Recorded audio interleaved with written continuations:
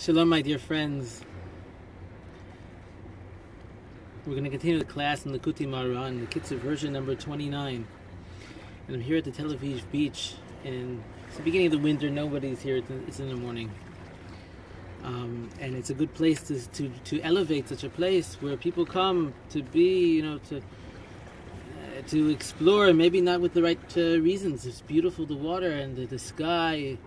There's so much we can connect through nature to Hashem and godliness, but sometimes people see from the other side. Whenever there's good, there's also the negative influences. So let's elevate this place together with the learning of the Holy Torah. Hi Gavro de Azal boy Itza. A certain man went seeking a wife. It says in Mechoros. Speech which is not heard and accepted is not called speech at all. The way to rectify one's speech so that it will be heard and accepted is by praising the true tzaddikim, the sages. This is the all-encompassing general rectification for speech. Okay, so it's very good to praise the sage, praise the person who's studying Torah, praise that person who's serving God with all his heart, and this is going to rectify your speech. Similarly, when a person's speech does not contain awareness of and knowledge of Hashem, it lacks good, and consequently it is not heard and accepted. By praising the tzaddik and the sages, a person's knowledge is elevated and his speech becomes imbued with good. Then his speech draws from his knowledge and contains good. And since good is something that everyone wants, his speech is then heard and accepted. When speech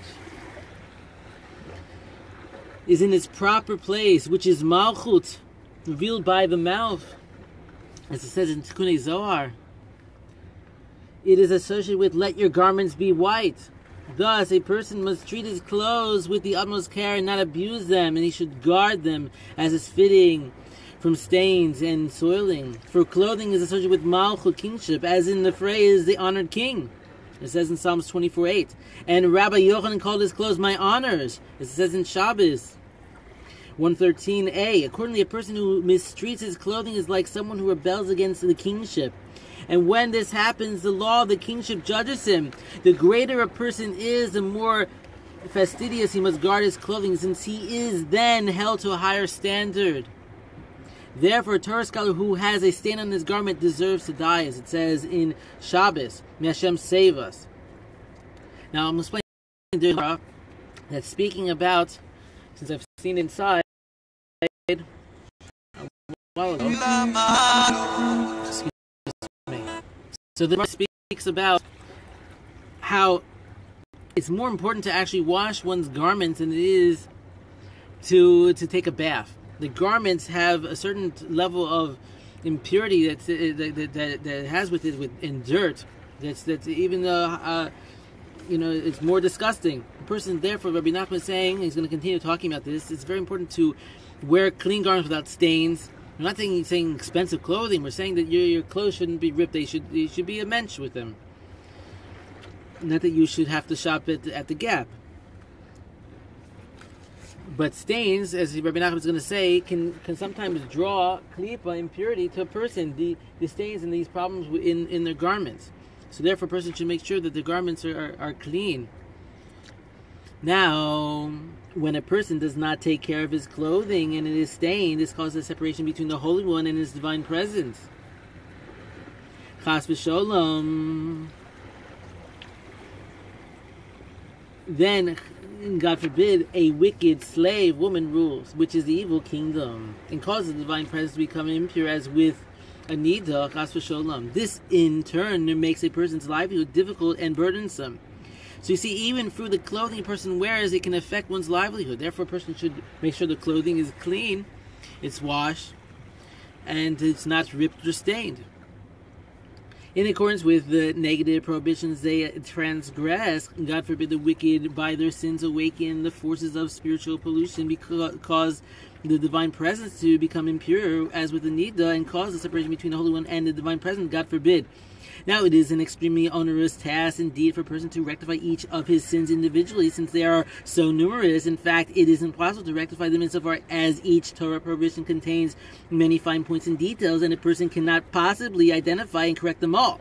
Therefore, one must, in effect, an overall general tikkun haklali, for all of these sins, and this rectification is the attainment of sexual purity. Through this, all the Torah prohibitions that a person transgress are rectified automatically.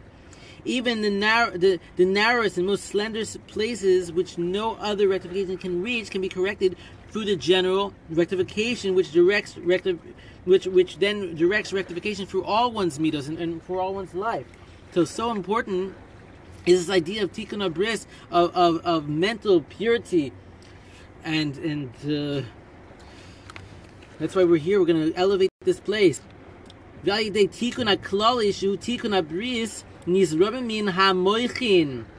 that is the attainment of this purity. The mental faculties are elevated, for the degree to which a person's mind is rectified and perfected is always directly proportional to his level of sexual purification. Furthermore, the main way for which the Jewish people draw close to the Father in heaven is by achieving and maintaining this purity.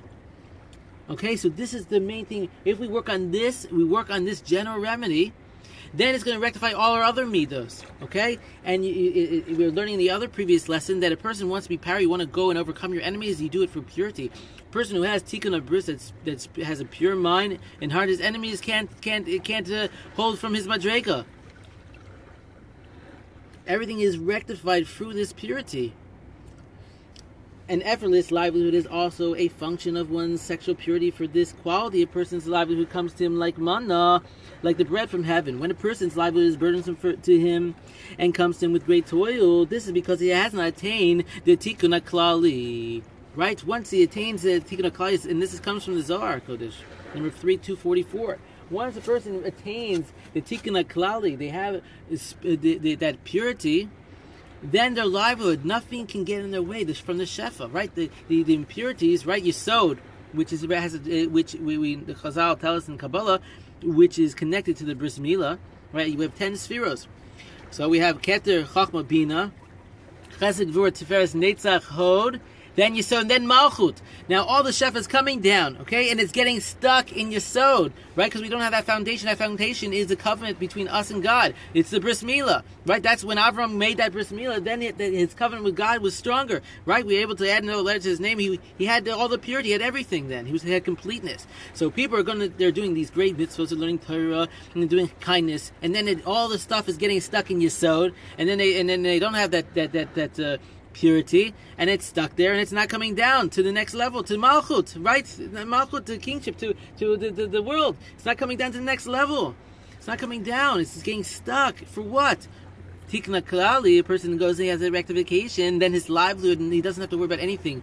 Every business transaction he's going to do, not everyone, 90% you're talking about, all going to work out. It's all going to be good.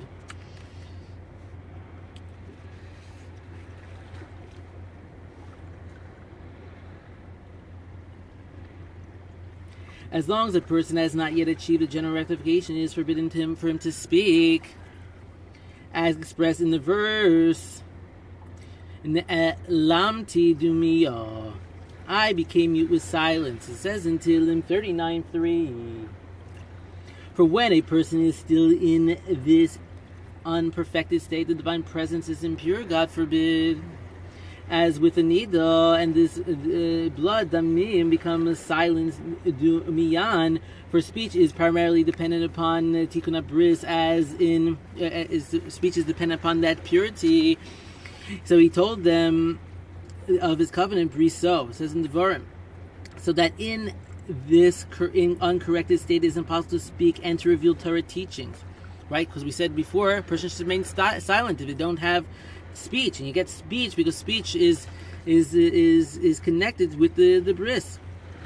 A person who does speak while in this state of impurity is guilty of transgressing the Torah prohibition. You shall not go gossiping among your people, it says in Vayikra, since he is one who goes gossiping and revealing secrets, it says in Proverbs, Torah secrets which he is unsuited to reveal. So by attaining the tikkun klali, a person is permitted to speak, and he may open his mouth with illuminating words of Torah. So it continues, sexual transgression brings on epilepsy. God save us through purity in this. The epilepsy that a person may have, it could be cured. When a person does not attain the Kitzer Klali, he must distance himself from drinking wine. Since through this he comes to sin, God forbid, wine drinking will also be detrimental to his livelihood, and he will become impoverished. But a person who has merited the Tikkun HaKlali, to the contrary, elevates his mental faculties by drinking wine, and he thereby brings his own general remedy, Tikkun HaKlali, to an even higher level. Right, so for the person who's not on the level of a tzaddik and not a level of purity, when he drinks the wine, it can elevate him worse. Whereas the person who's a tzaddik, a righteous person, that wine, what we learned in the Talmud, says wine is good for a person to drink. It can go and elevate him and bring him wisdom.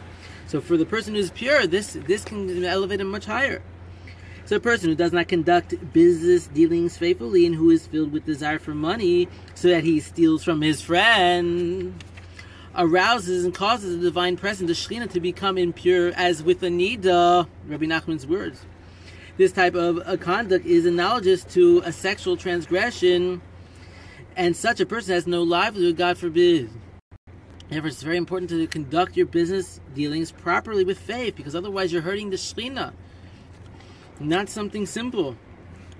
And through doing things properly with your life, you're going to see blessing coming. More blessing is going to flow down from heaven. The main way for a person to rectify his business financial dealings is that with every step he takes and with every word he speaks, in the course of conducting his business, he should have the intention of earning money in order to give charity. This is the Tikkun HaKlali of a person's business, the general ramification of a person's business.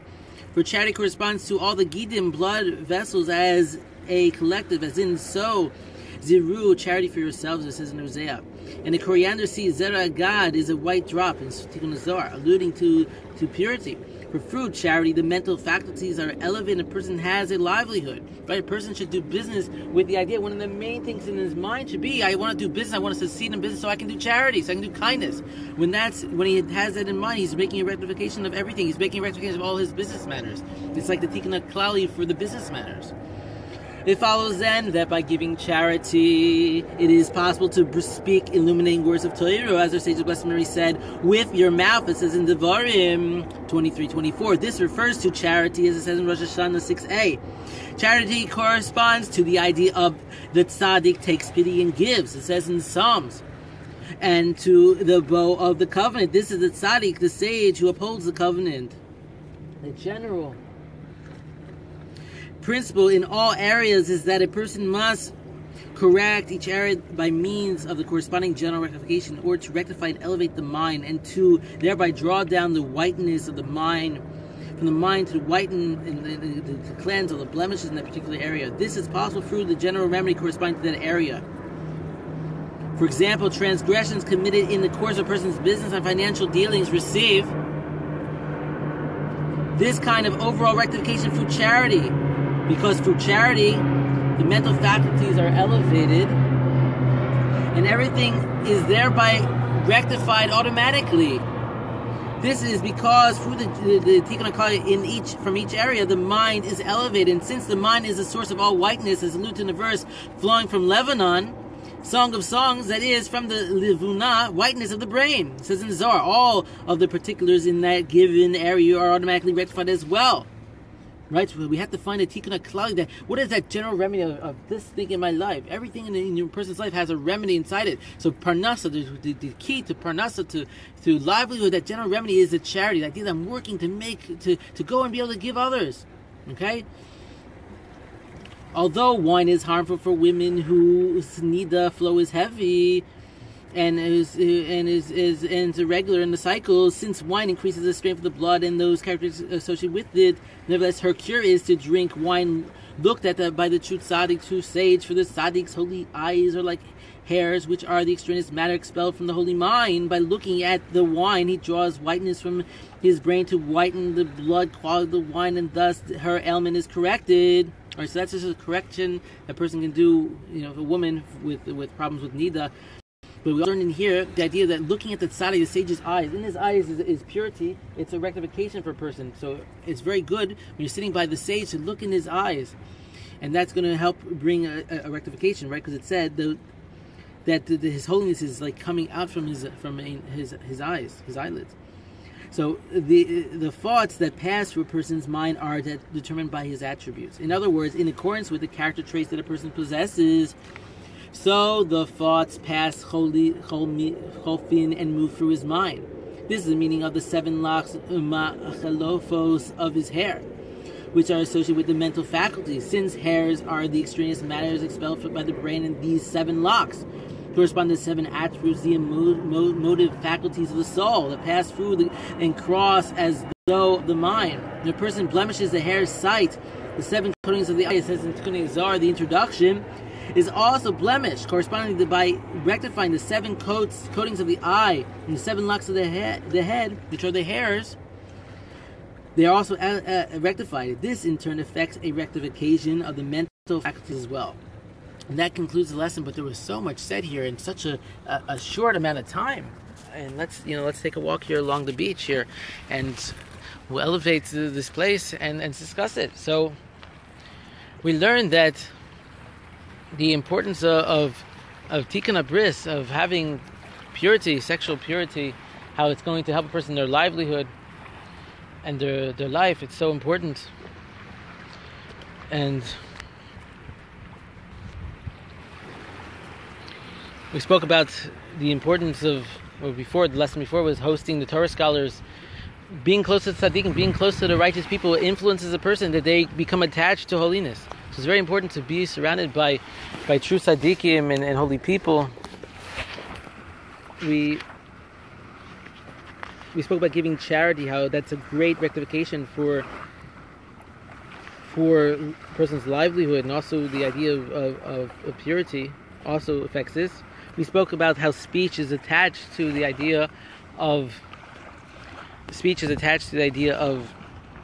bris milah, how important it is that a person can speak once he has his purity. He's given speech. And we spoke about the clothing a person wears, how important it is to keep them clean, not have stains. And the greater the scholar, the greater he has to be careful in this.